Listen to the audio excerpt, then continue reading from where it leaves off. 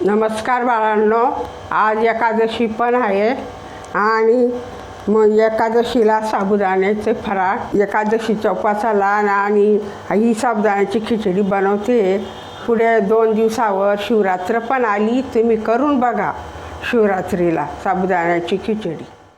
आई आजीच्या पाककृती ह्या चॅनलमध्ये तुम्हा सगळ्यांचं स्वागत. 5 कप चला तर मग साबुदाणे आपण टाकले. बनवू. ते मऊ असे दाबलं का मऊ व्हायला पाहिजे. आणि नंतर हे बटाटे उकडत टाकायचे. आता बटाटे उकडून त्याच्या फोडी करायच्या आणि साबुदाण्याच्या खिचडीमध्ये कलसून घ्यायच्या. त्या बटाटे उकडत टाकले. आता गॅसवर 15 मिनिट झाले का मग ते बटाटे काढून घेऊ.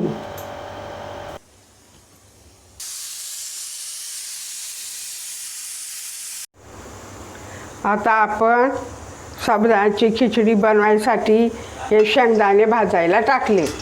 हे भाजल्यावर त्याचं कूट करून घ्यायचं.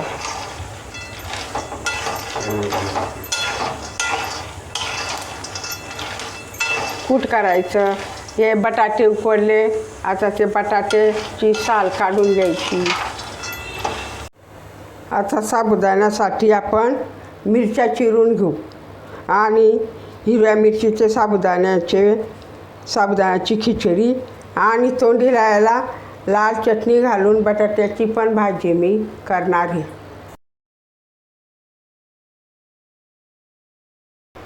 आता साबुदाण्याची खिचडी करायची. हा 5 वाट्या साबुदाणा घेतला.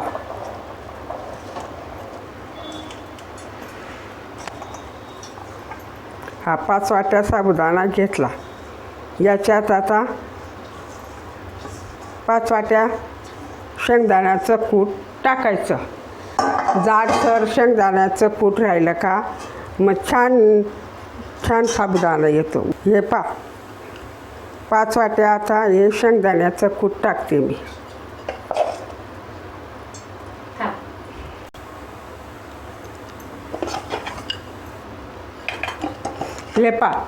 शेंगदाण्याचं कूट घेतलं. हे साबुदाणे घेतलं.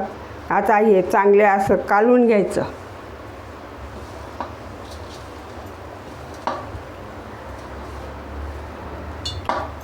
कालवलं हे.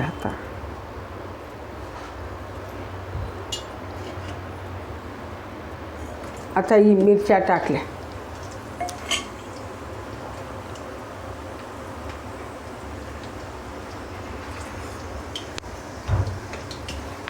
या हिरव्या मिरच्या टाकल्या.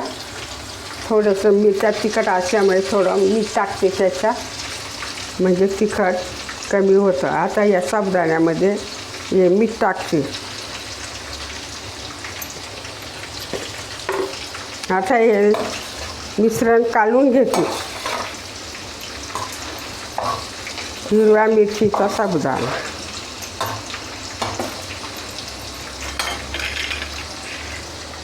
आता हे खिचडी करायला साबुदाणे टाकते.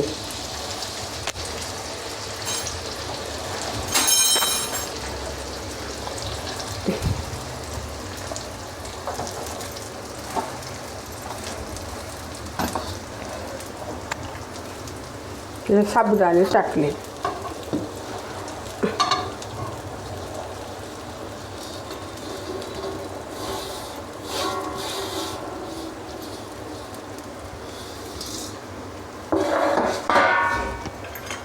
आता हे चांगले खरसून घ्यायचे. साबुदाणे खालवर चांगले खरपूस.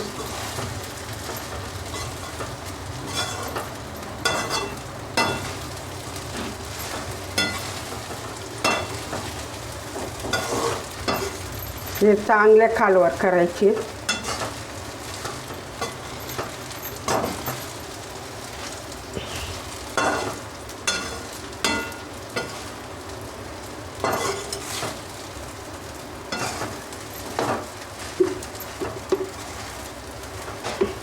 झाली साबुदाण्याची खिचडी.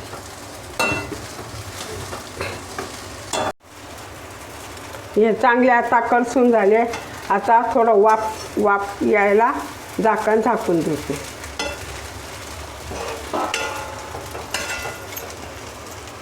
आता हे झाकून दिलं. आता वाफ येईल.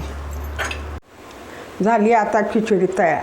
लहान मुलांना फार आवडते आणि आवडीने खातात साबुदाण्याची खिचडी. माझ्या चॅनलला लाईक करा आणि माझं चॅनल तुम्हाला आवडलं असेल तर लिहून पाठवा. माझं चॅनल आवडलं असेल तर सबस्क्राईब करा.